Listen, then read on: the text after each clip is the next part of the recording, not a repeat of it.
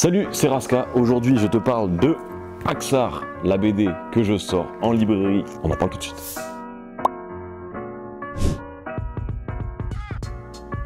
Moi, j'ai choisi le médium BD parce que j'ai grandi avec ça. Mon père, il me dessinait des petites planches quand j'étais plus petit. Mon grand-père aussi, du côté de mon père, m'achetait pas mal de BD.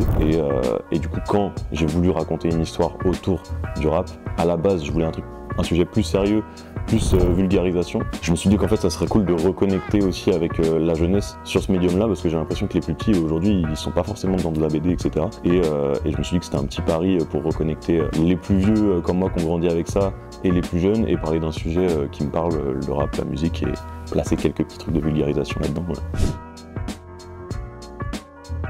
Bah déjà en fait c'est un monde où tout est twisté, version animale, donc ça me permet de faire pas mal de petites références sans avoir des soucis de droit. Et du coup bah t'as Zootopie qui est incroyable comme dessin animé, et surtout plus dans le ton et dans l'esthétique. Moi je me suis tué au Lascar, donc c'est vraiment, on va dire c'est un mix entre Titeuf et les Lascars, tu vois, en termes d'univers. Je pense que c'est un bon résumé. En fait, le projet participatif, c'est charmé parce que ça permet de...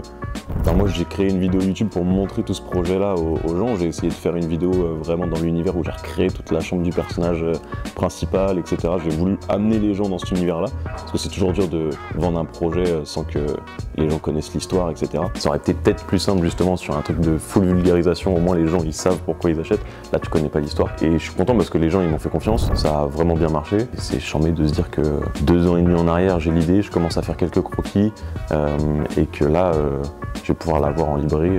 Je l'ai pas encore vu, mais je suis pressé. C'est inspiré de moi en fait. Déjà de base, je voulais faire un chat parce que ça me faisait rire. Je suis allergique aux chats, donc tu vois, c'était un peu marrant. En plus, j'ai les poils roux, je ne sais pas pourquoi, mais du coup j'ai fait un chat roux. Et après, je lui ai mis un peu mes traits de caractère. Je sais qu'un chat, ça me correspond bien dans le sens où je suis un peu aigri, donc tu vois, le chat ça marche bien. Et en fait dans ce que j'ai vécu ou ce que je peux vivre avec mes potes au quotidien depuis que j'ai 15-16 ans, tu vois, bah je l'ai agrémenté, et même les personnages et les amis d'Axar sont inspirés de tel ou tel pote que je ne citerai pas parce qu'il pourrait mal le prendre, mais ouais, il y a toujours des petites refs amenées à moi en gros. Les BD que je lisais quand j'étais plus jeune, c'était surtout Donjon Nelbuck, où j'étais très fan du ton qu'ils utilisaient.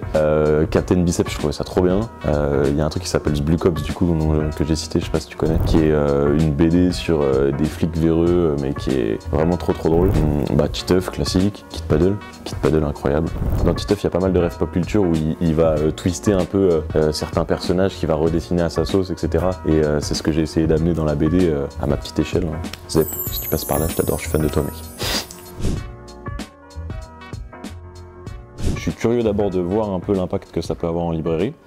J'aimerais bien rencontrer les gens aussi, pouvoir discuter, de voir ce qu'ils en pensent, parce que le ton il est à la limite entre de l'adulte et de l'ado, donc je sais pas trop où me placer, tu vois, parce que c'est aussi une première expérience, et en fait j'ai vraiment tout écrit. Moi en fait je faisais des clips avant, donc j'ai vraiment dessiné là où je voulais chaque perso dans chaque case, et du coup je me dis qu'un avis extérieur de lecteur ça peut être aussi intéressant pour voir l'évolution et pas commencer justement à gratter un tome 2 tout de suite. Et ça se trouve, s'il y a un succès commercial de fou en librairie, j'aimerais bien que le personnage d'Axar dans le tome 2 suive ce succès ou non, tu vois, genre c'est-à-dire que sur le tome 2 s'il y a eu un succès commercial de fou, et bah il arrive, il a déjà eu un succès, et c'est un peu à la BoJack Horseman, et si vraiment ça reste à cette échelle là, je pense que c'est tu vois, un tome 2 avec l'évolution d'une carrière, de voir post-lycée, est-ce que je fais le choix de la fac ou je me mets à fond dans ma passion, et tout ça quoi. Une bonne raison d'acheter Axar, et bien déjà la cover est magnifique, donc frérot, si tu l'avais en déco chez toi, posé sur un petit meuble comme ça, et les gens, les invités ils vont arriver, ils vont faire mais c'est quoi cette BD de fou? Tu peux l'acheter avec le pass culture, mais en plus de ça, à l'intérieur, l'histoire est exceptionnelle. Mais ça, je ne spoil pas, achète-le.